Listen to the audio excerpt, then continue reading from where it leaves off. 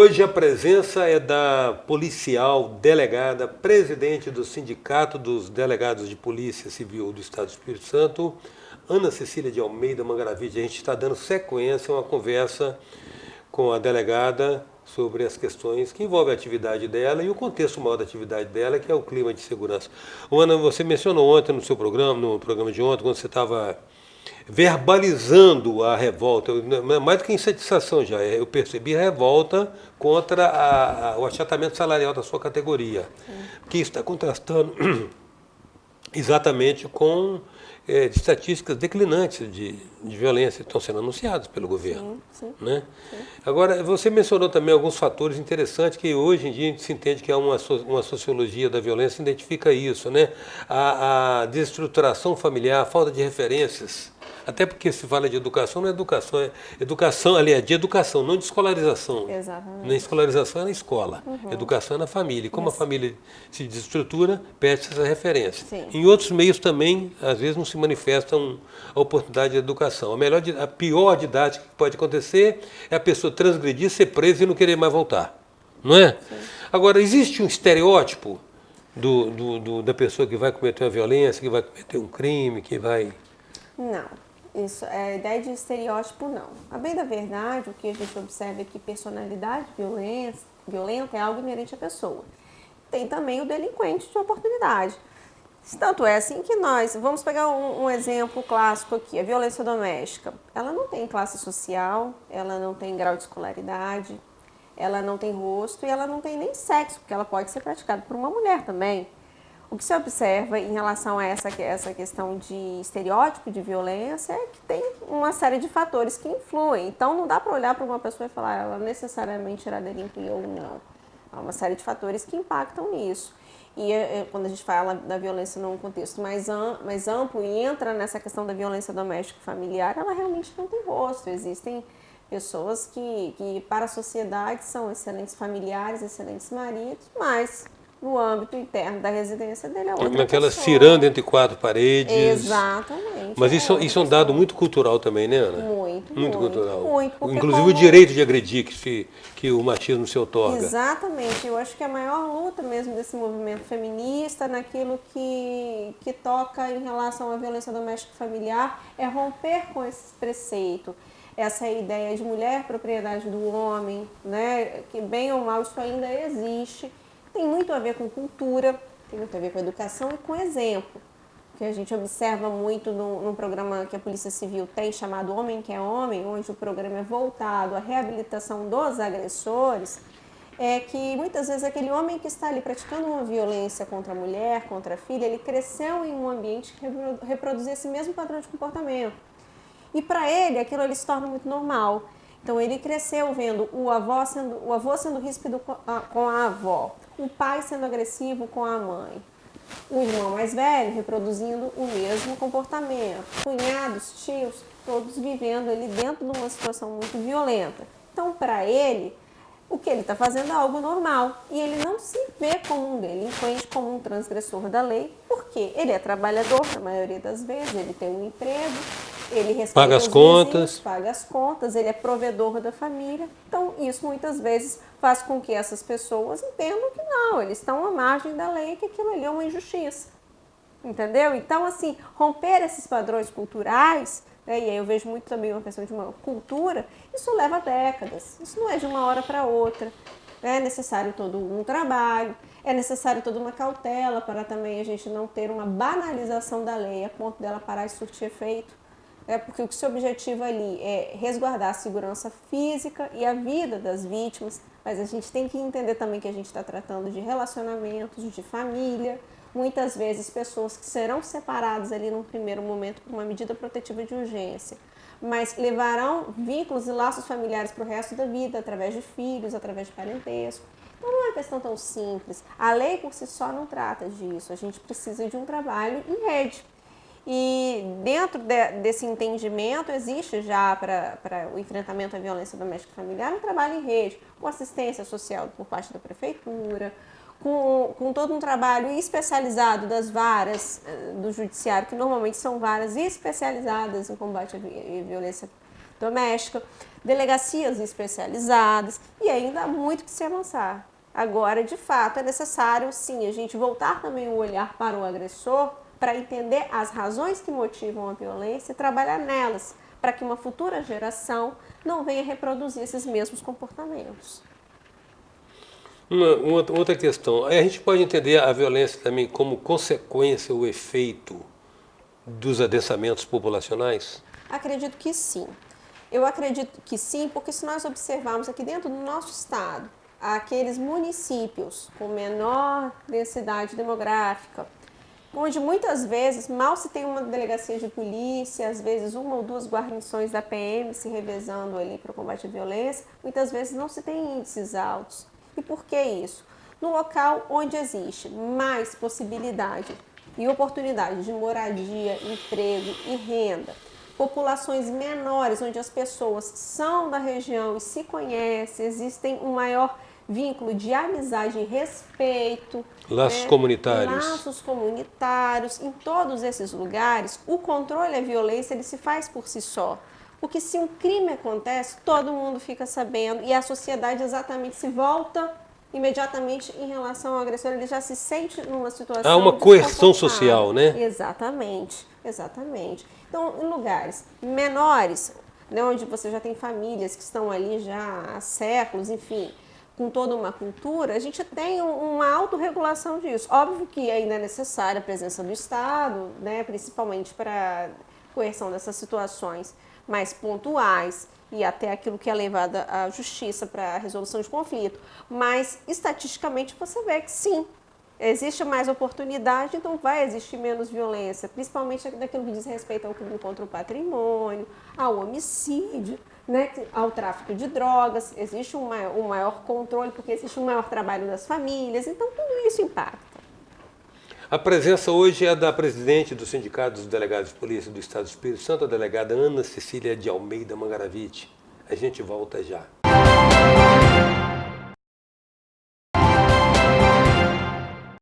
Voltamos com a presença da delegada, da presidente do Sindicato dos Delegados de Polícia Civil do Estado do Espírito Santo, Ana Cecília de Almeida Mangaravite.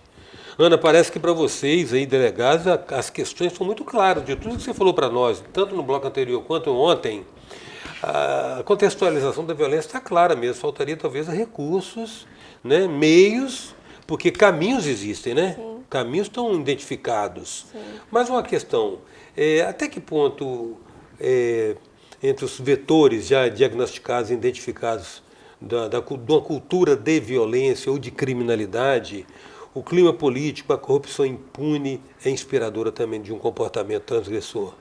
Veja bem, o que a gente observa quando a gente conversa, principalmente com pessoas que são trazidas a um plantão policial, uma delegacia, é um clima, uma sensação de que no Brasil tudo pode porque não existe punição. Aquela sensação de, eu estou aqui hoje preso, mas isso não vai dar nada. Esse sentimento e a reprodução dessa fala por alguém que está sendo investigado ou preso é uma das piores sensações que pode ter para um policial ou para uma vítima de um crime que escuta isso. Por quê? Porque isso, na verdade, traduz uma sensação de impunidade que ela está permeada dentro da nossa população, por falta de bons exemplos. Óbvio que há anos atrás era muito pior, quando nós não tínhamos nenhum exemplo realmente que fosse notório de combate mesmo à corrupção, aos crimes de colarinho branco, às organizações criminosas, que, ao nosso ver, inclusive, são aqueles crimes que eles matam muito mais do que um único tiro. Eles dizimam populações, eles acabam com sonhos de pessoas, enfim, eles têm uma abrangência silenciosa muito maior. E na medida em que não existe ali uma repressão a isso, aquele que está ali no foco, o eleito, o governo, seus representantes, os parlamentares, os gestores da coisa pública, a partir do momento que eles podem praticar o que eles quiserem e nada acontece, isso deixa um recado muito claro para a população, de que para elas também, né, que para o resto da população também não existe essa sensação de justiça. E o pior também, uma sensação reversa, de que no Brasil, quando alguém é preso, é uma pessoa normalmente pertencente a uma camada social mais baixa, que muitas vezes justifica o ingresso no mundo do crime por falta de oportunidade, algumas vezes até pode ser parcialmente verdade, outras não, e acaba trazendo um recado para a população que no Brasil tudo pode, o país é uma bagunça, nada acontece, não existe punição. Agora, quando efetivamente a gente observa que existe por parte das polícias, do judiciário, do Ministério Público um maior compromisso em se voltar o olhar para o combate à corrupção, para o desvio de verbas, para o mau uso da coisa pública, todo esse olhar, ele já traz em si uma conotação mais repressiva, que aquela pessoa que está ali do outro lado, ela olha, não, peraí, então se até fulano foi preso, eu também posso ser. Ninguém está à margem da lei. E esse é um recado muito claro. Então esse choque moral trazido pelo combate à corrupção, ele é muito interessante, ele traz um benefício muito bom para a sociedade.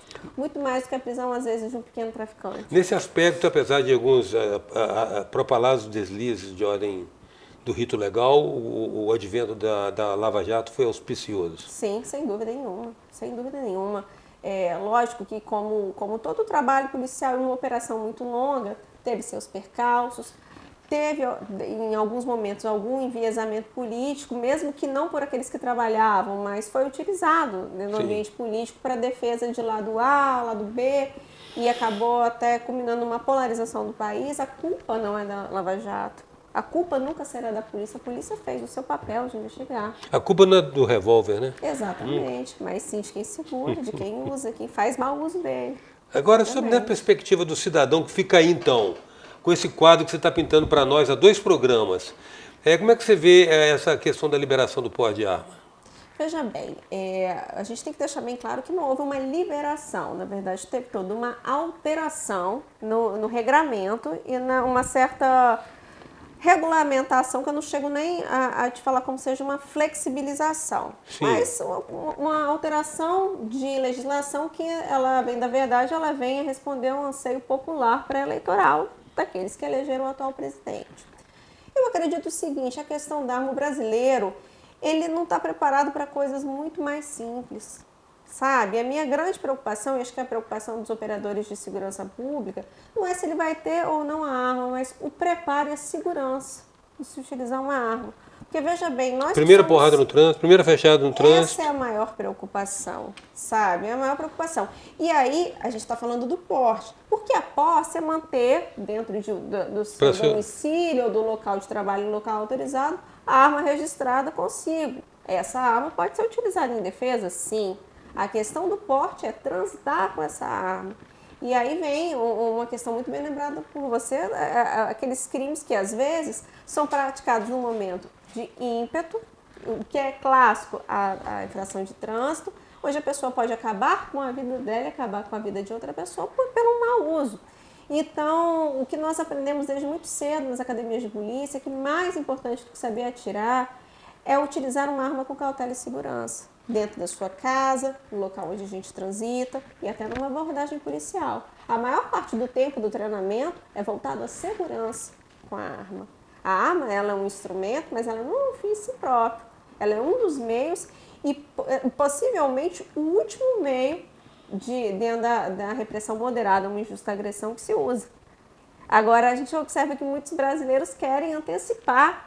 E isso dá um papel muito importante à arma, quando muitas vezes eles vão estar em situações que eles não vão poder usar. Era para ser literalmente o último recurso, né? O último recurso, exatamente. A gente tem que se preocupar com outras coisas. O brasileiro, às vezes, resume o debates muito profundos a uma única questão. Posse ou porte de arma? Isso é muito pequeno. A gente tem que falar sobre segurança pública, a gente tem que falar... Ana, e falando sobre segurança pública ainda, já caminhando para encerrar a nossa conversa, que tanto nos acrescentou, principalmente num assunto que a gente não tem muita referência, para além da remuneração digna, que mais que motivar, né, que mantém a pessoa, o operador policial em atividade, de que mais falta de recursos vocês se ressentem? Olha, eu acho que de uma forma geral, a questão do salário realmente incomoda muito. Estrutura e capacitação é algo que a gente precisa avançar muito também. E realmente existe um reconhecimento de que as últimas gestões realmente, em alguns momentos, eles souberam reconhecer algumas coisas relativas à estrutura. Então, o que a gente via hoje de delegacias caindo aos pedaços ainda existe, mas os problemas são mais pontuais do que eram genéricos há alguns anos atrás. Agora, a estrutura de trabalho realmente é muito importante. Gradativamente, uma capacitação daqueles policiais que estão na ativa. E após solucionada a questão da remuneração daqueles que hoje trabalham para que eles se sintam motivados e valorizados, se pensar em melhorar o efetivo da polícia, que ainda está muito aquém das necessidades. Termos quantitativos, você diz. Exatamente. A Polícia Civil aqui hoje funciona com 50% da capacidade prevista em lei, sendo que a previsão de lei, que a gente chama o QO da polícia, o quantitativo operacional, foi baseado na população existente no estado em 1990. Só que hoje nós já temos mais de 4 milhões de habitantes, né? E com uma projeção muito maior ainda. Então, a gente tem que repensar em termos de estrutura. Óbvio que tem que se pensar em tecnologia, sim. Em otimização de recursos, sim. Temos que ter um serviço público eficiente. Mas nós precisamos do básico. E mão de obra humana, e no setor de segurança ela ainda é muito importante. Que adianta viatura nova se não tem quem dirija?